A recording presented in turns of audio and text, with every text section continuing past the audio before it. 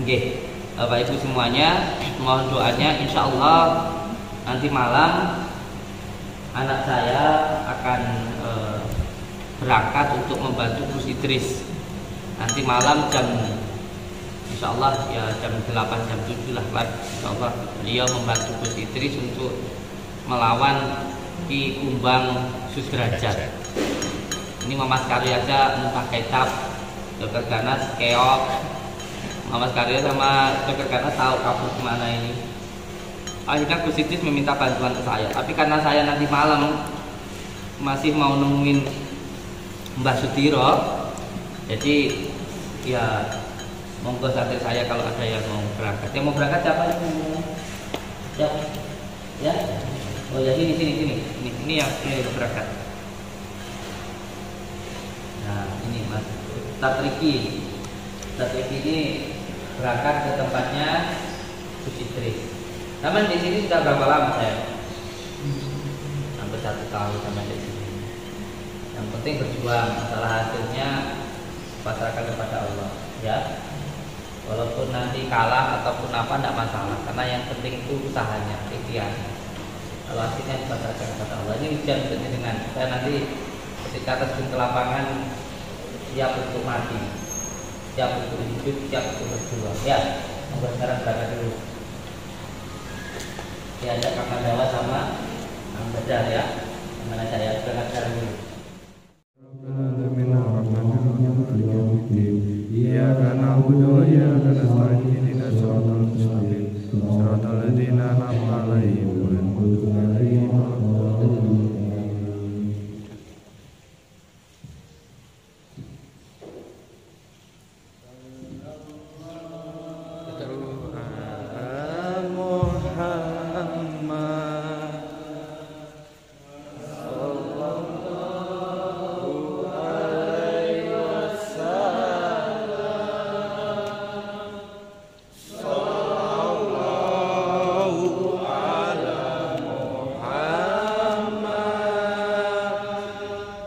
Sallallahu alaihi wasallam.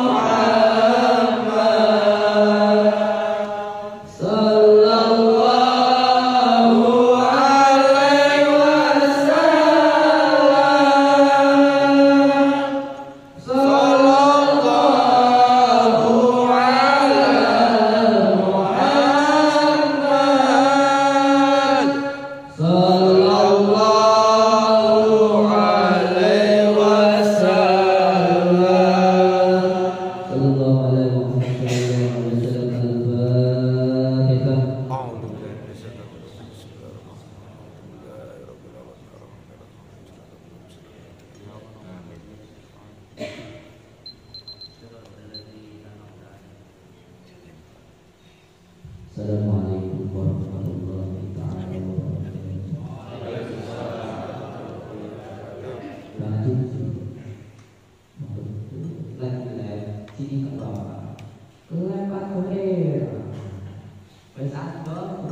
ada atau nggak ada?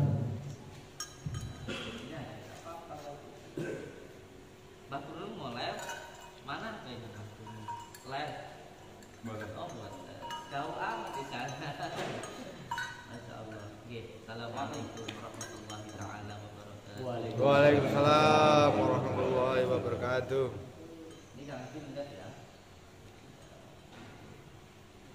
Ini banyak youtuber ini. Nggih, Gus. Bukan sini. Nggih. Sini dulu. Siapa namanya? Nah, ini dulu siapa ini namanya? Ganteng ya, pakai lakon lagi ya. Ya, assalamualaikum. Siapa namanya Kang? Dewa. Dewa. Apa nama YouTube-nya? Nama YouTube-nya Dewa Dewa Cafe. Berapa subscribe-nya? 150. Alhamdulillah. Istiqomah aja ya. Istiqomah sama nanti berkah.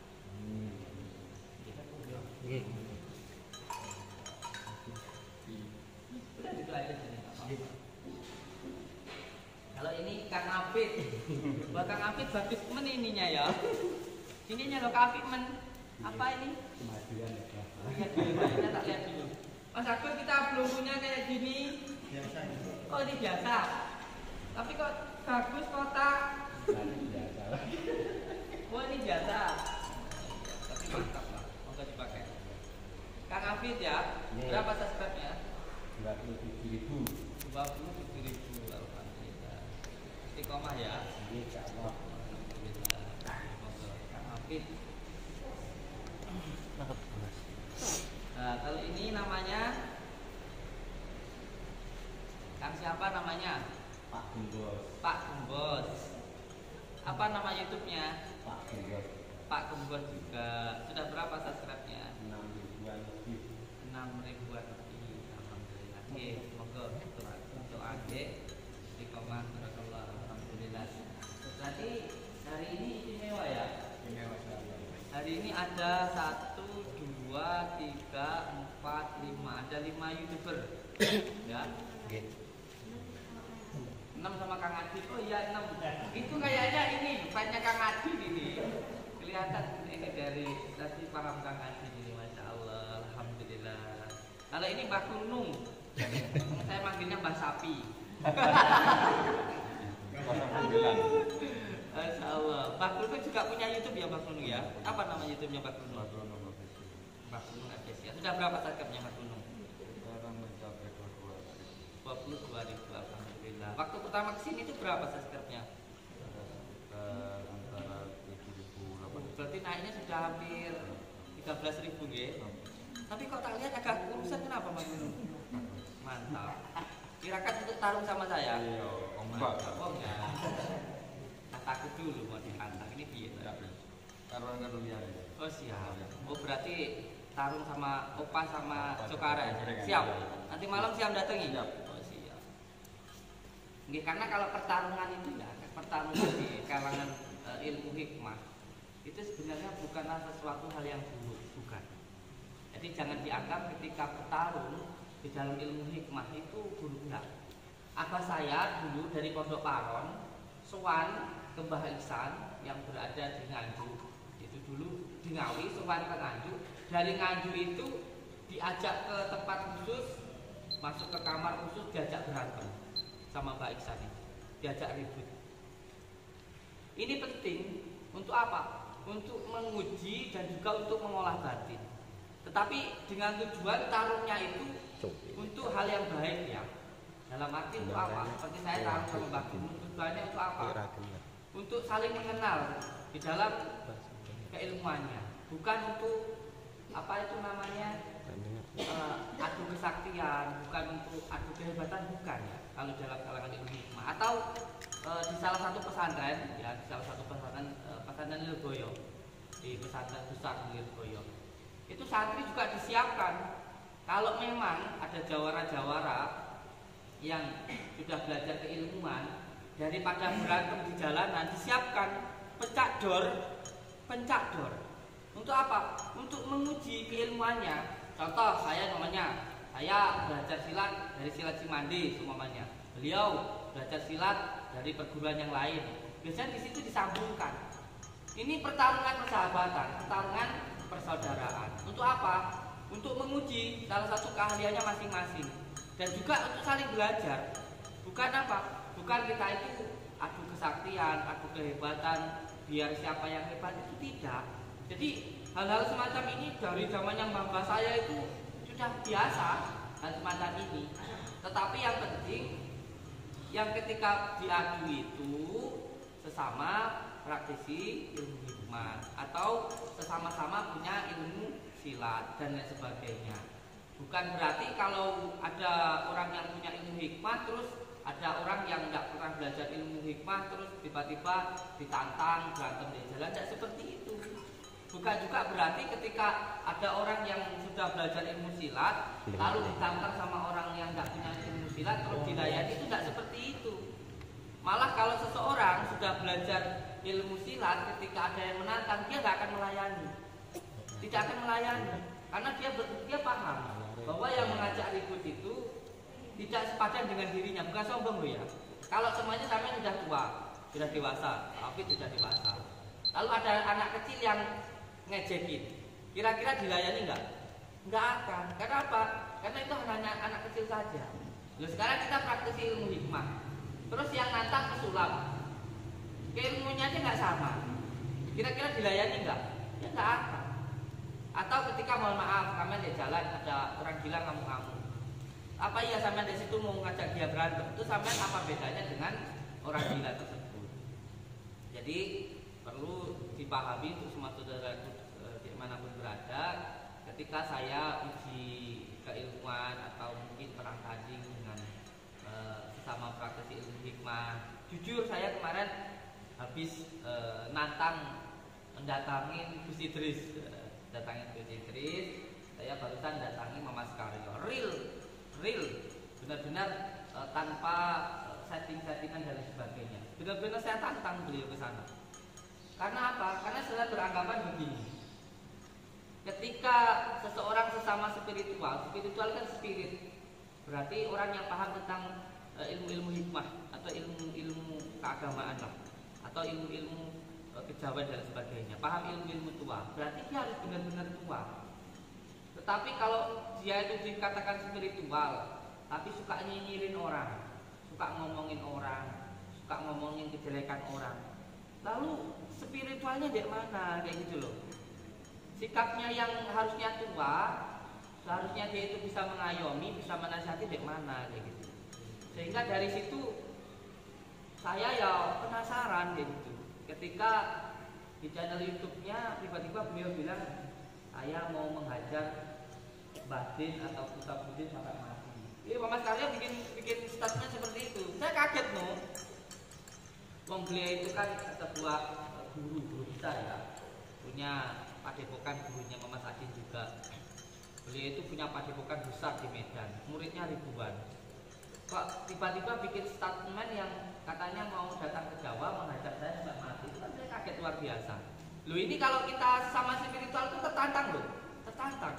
Karena sampai sekarang kalau saya datang ke tempat abah saya, ke tempat kiai saya, itu gus-gusnya itu sering kalau saya datang itu kemarin itu demi Allah saya baru mau datang itu mau dikepruk sama genteng saya kepala. Coba. Saya sopan ke tempat kiai saya itu baru datang mau dikepruk saya. Jadi hal-hal semacam ini di pondok-pondok pesantren salaf seperti saya ini, kalau namanya diuji coba itu biasa, diadu itu biasa. Dinaikkan di ring di atas ring bambu, tingginya 17 meter, kalau jatuh ya lumayan benjut, itu ya biasa seperti itu. Itu ring macam biasa seperti ini. Jadi jangan kaget, Mas. Jadi kalau mulai tidak apa-apa. Semuanya saya sampaikan ya untuk semua YouTuber yang ada di Indonesia. Siapapun yang mau collab sama saya, yang mau ngambil video saya, silahkan berkoordinasi dengan Mas Dani, dengan Mas Agus. Karena apa? Karena saya sangat ingin sekali media sosial itu diisi hal-hal yang bermanfaat. Paling tidak diisi dengan hal-hal yang bersifat untuk berdakwah. Tapi dakwahnya ini saya harapkan juga dakwahnya itu yang bisa memberikan sebuah edukasi. Jangan sampai media sosial diisi oleh kaum Wahabi. Ini yang menjadi keinginan saya. Karena 4 tahun 5 tahun yang lalu media sosial ini dikuasai oleh kaum Wahabi, sehingga banyak orang-orang yang mengatakan hijrah kembali ke Al-Quran itu banyak yang belajar dari media sosial. Akhirnya apa? Wes kabeh dibid'ah-bid'ahkan, wes kabeh disirik-sirikan, wes kabeh disesat-sesatkan. Orang yasinan katanya bid'ah, katanya syirik. Orang ke makam katanya syirik, katanya bid'ah. Ini kan luar biasa hal-hal semacam ini. Kalau dulu kiai-kiai kita sesuatu hal yang buruk diajak untuk menjadi baik. Orang di jalan, orang yang nggak pernah yasinan, orang yang nggak pernah baca Al-Quran, diajak untuk membaca Al-Quran. Walaupun toh 1 minggu sekali, paling nggak dia sempat ada waktu untuk membaca Al-Quran, untuk tahlilan. Nah ini zaman sekarang yang baik dijelek-jelekan, apa nggak bangsat ya gitu? Bangsat nggak? Bangsat. Kalau yang dulu orang di jalan nggak pernah baca Al-Quran, nggak pernah silaturahmi, nggak pernah kumpul sama tetangga, sama para kiai, oleh alim ulama, oleh para wali-wali Allah dikumpulkan. Paling tidak 1 minggu sekali bisa ketemu sama tetangganya, bisa kumpul bareng, bisa makan bareng, bisa ngobrol bareng, bisa baca Al-Quran bareng. Setidak-tidaknya yang tidak bisa baca bisa mendengarkan Al-Quran. Loh, Al-Quran itu nggak membaca, yang mendengarkan pahalanya sama loh dengan yang membaca. Loh, zaman sekarang ini dibid'ah-bid'ahkan. Bahkan cuma auzubillahi min dzalik, ada yang mensirik-sirikan hal semacam ini. Makanya saya membuat sebuah tontonan, saya membuat sebuah hiburan, saya membuat sebuah edukasi yang saya buat dengan tujuan apa? Supaya masyarakat Indonesia ini nggak sampai semuanya ketarik sama Wahabi ini. Ini tujuan saya yang paling utama. Jangan sampai masyarakat Indonesia semuanya ketarik sama Wahabi ini. Bayangkan sekarang yasinan ditahlil, diharamkan, tahlilan dibid'ahkan, disirik-sirikan, ke makam tidak boleh. Bahkan saya yang paling sangat saya sayangkan itu apa? Selamatan itu disirik-sirikan. Katanya itu warisannya dari orang-orang kafir dan kita itu sama kayak orang kafir. Sini tak aku cakep. Gubedek saya luar biasa. Pernah kemarin itu ada orang Wahabi yang datang ke sini, terus beliau itu mengkomplain saya. Waktu saya kemarin bikin maulidan di sini itu rame, tapi tidak boleh ditampilkan di media sosial. Ya oke lah, tidak masalah. Rame waktu saya bikin maulidan di sini. Katanya begini, dengan itu kamu itu bikin maulidan nonton siapa? Kamu itu yang kamu ikutin siapa? Baginda Rasulullah katanya itu. Sahabat dia bilang kayak gitu. Siapa yang kamu ikuti? Terus saya bilang sama beliau, sekarang gini aja. Kambing kamu lahir kamu seneng gak? Seneng tak? Anak kamu lahir, suami istri kamu melahirkan kamu seneng gak? Seneng. Kok istri kamu, tetangga kamu aja lahir kamu seneng, kok orang yang menyelamatkan hidup kamu lahir kok kamu gak seneng? Otak kamu dari mana? Saya bilang kayak gitu. Itu kemarin waktu saya bikin maulidan di sini kan rame. Di debat ada orang yang datang di sini. Ya kemarin besok Mi'raj di sini juga ada yang debat masalah itu. Terus ketika saya bikin selamatan di sini juga ada yang mendebat saya, ada yang datang lalu marah-marah sama saya. Katanya yasinan tahlilan itu bid'ah, katanya itu syirik. Lalu saya tanya ke beliau.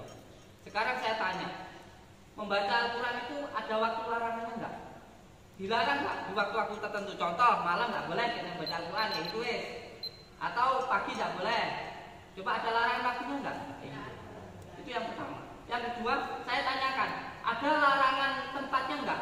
Kecuali di kamar mandi. Apa saya baca Al-Quran di kamar mandi? Apa saya baca Al-Quran di WC?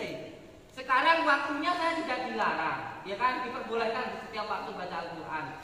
Terus sekarang saya tempatnya juga di tempat yang bersih. Ini juga buat sholat di musola. Salahnya saya di mana? Siriknya saya di mana? Bid'ahnya saya di mana? Kata saya. Loh ini kan masalah kayak begini ini. Terus ditambah lagi sekarang saya selamatan, ini kan niat saya sedekah. Bukan saya muja setan, saya selamatan. Masa saya sedekah ngasih makan orang itu diharamkan? Otakmu di mana gitu loh. Nah ini masalah seperti ini. Nah hal-hal yang semacam ini terkadang orang mengatakan kembali ke Al-Quran, kembali ke Al-Hadis. Loh, Al-Quran Al-Hadis yang mana gitu loh, masalahnya itu yang mana. Jangan-jangan kamu nggak pernah ngaji Al-Quran, terus kamu dicabit-ahkan kan gitu, itu kan masalah lagi gitu. Nah dari masalah-masalah inilah akhirnya saya semangat untuk membuat channel YouTube. Dan untuk siapapun yang punya channel YouTube yang mau collab sama saya silahkan monggo. gratis kok sama saya. Dan saya sangat senang kalau saya bisa memberikan manfaat untuk orang lain. Kalau mau ke sini collab sama saya, monggo, ngobrol sama saya silakan.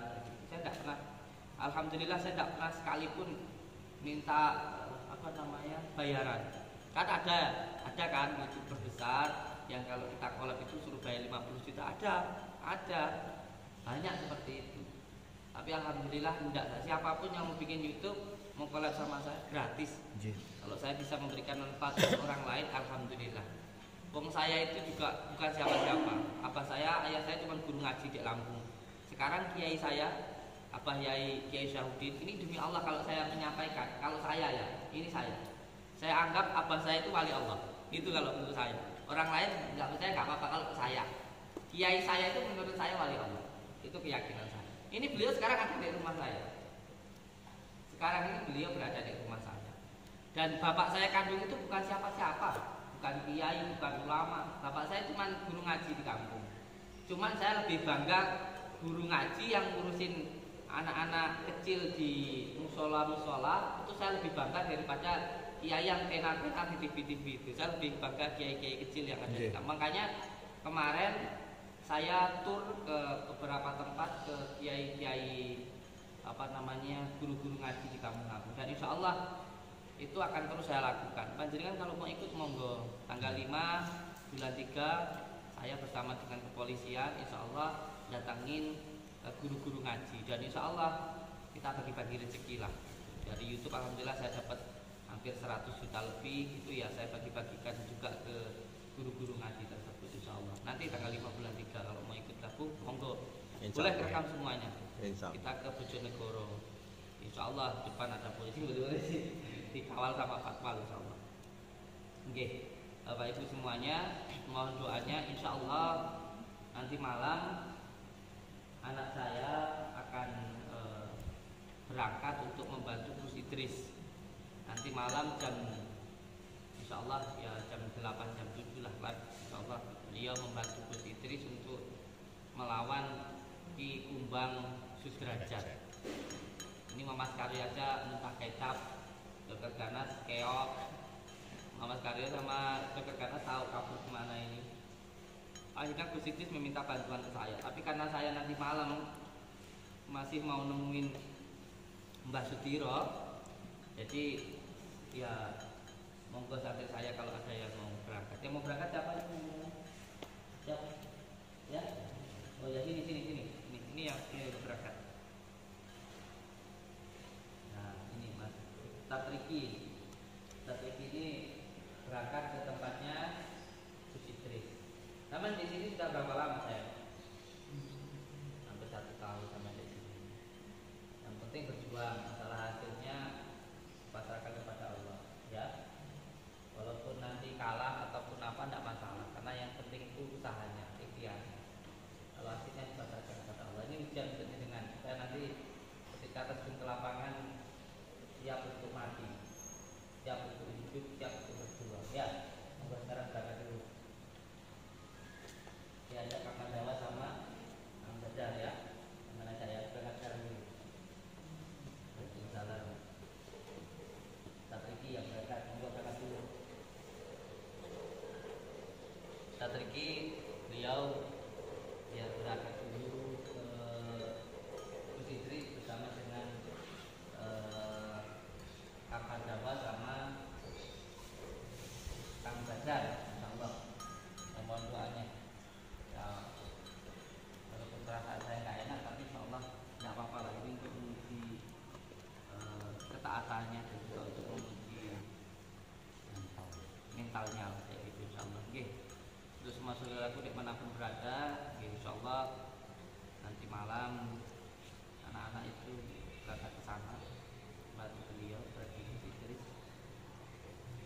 Dan saya pun juga harus menyelesaikan ini, mau saya cepat mau saya selesaikan ini si Cungkring sama si Joko Arek. Cepat saya selesaikan ini. Mungkin Mbak Bruno mau bantu. Ajar habis-habisan ya. Iya, saya ratakan. Jadikan suket makan aja ya. Mbak sapi. Siap. Oke. Mohon maaf semua saudaraku. Kita mau langsung Jadi perlu saya sampaikan untuk semua saudaraku semuanya yang ada di sini, Bapak Ibu semuanya, nggak usah bingung. Panjenengan ke sini, nanti uang saya kurang, bayar berapa? Itu nggak usah bingung, nggak usah bingung. Panjenengan semuanya, kalau datang ke sini, ikut ruqyah, terus konsultasi sama saya di terapi itu gratis, sama sekali tidak dipungut biaya. Kalau sampai ke sini hanya untuk ruqyah, terus nanti hanya di terapi menggunakan bumi, ditekan titik kahilnya, terus hanya komunikasi konsultasi dengan saya itu gratis, sama sekali tidak dipungut biaya. Sampai datang ini ruqyah, terus terapi, setelah itu nanti konsultasi, sampai pulang mau pulang, tidak ada yang dimintain uang, sama sekali tidak dipungut biaya. Lalu bagaimana ketika ada orang yang katanya kesini bayar 5 juta, 3 juta dan sebagainya? Itu hanya yang mau dan yang mampu saja. Hanya yang mau dan yang mampu saja. Yang mau beli kulirnya, yang mau beli madunya, yang mau beli sarananya, aksesorisnya. Kalau tidak mau ya tidak apa-apa, tidak dipaksa. Jadi tidak semua orang yang datang ke sini itu harus bayar 3 juta, harus bayar 5 juta, harus bayar 500 ribu. Tidak. Demi Allah, demi Rasulullah. Saya main ke sini, tak kasih air asma, ruqyah bareng-bareng, ngobrol sama saya, konsultasi. Kalau mau pulang, oh, tidak ada yang minta uang. Tidak ada yang minta uang. Bahasanya di luar 5 juta, 3 juta, 2 juta itu apa? Karena mereka tidak pernah datang langsung ke sini. Yang bayar itu hanya yang beli medianya saja. Disampaikan tidak usah bingung, aku duit itu kurang. Aku dijalui duit piro. Alhamdulillah duit gue sakit. Ingin baru oleh 1 miliar. Amin. Jadi jenengan yang tidak punya uang tidak apa-apa, tetap dilayani biasa sama kok, nggak ada beda-bedakan kok. Jadi pengobatan di pondok ini ada 3 metode. Yang pertama adalah fisikisnya, yang kedua adalah non medisnya atau gangguannya, yang ketiga baru medisnya. Kalau hanya psikis dan non medis, insya Allah dengan ruqyah dan terapi sudah selesai. Nah untuk medisnya sendiri, kalau dokter pakai obat kimia, kalau saya pakai herbal, kunir, madu, daun wali kumpun, daun bidara, daun asma dan sebagainya, itu nanti yang panjenengan mahal. Nah bisarohnya nanti untuk pondok, untuk mendoakan jenengan. Dia mau gitu aja. Jadi nggak sama sekali nggak dipaksa. Uang saya itu setiap hari 30-50 orang, yang ngasih uang cuma 2 orang, 3 orang, nggak apa-apa kok. Saya juga nggak ngarepin semua orang ngasih uang. Lihat aja sekarang ini. Ini 2 orang, 3 orang, yang lainnya ya biasa. Nggak apa-apa. Wong sama sudah datang ke sini, demi Allah saya sudah senang kok. Jadi dengan datang ke sini loh saya sudah senang. Saya bisa silaturahmi, nambah pahala, tambah umur, jauhkan dari sudah. Mata nggih paham nggih? Semuanya nggih. Jadi semuanya kok satu nanti saya harus bayar berapa bulan gitu. Ya. Udah yang nggak punya uang sudah, tinggal nanti ruqyah diterapi konsultasi pulang-pulang. Nggih. Ngoten nggih. Assalamualaikum warahmatullahi taala wabarakatuh.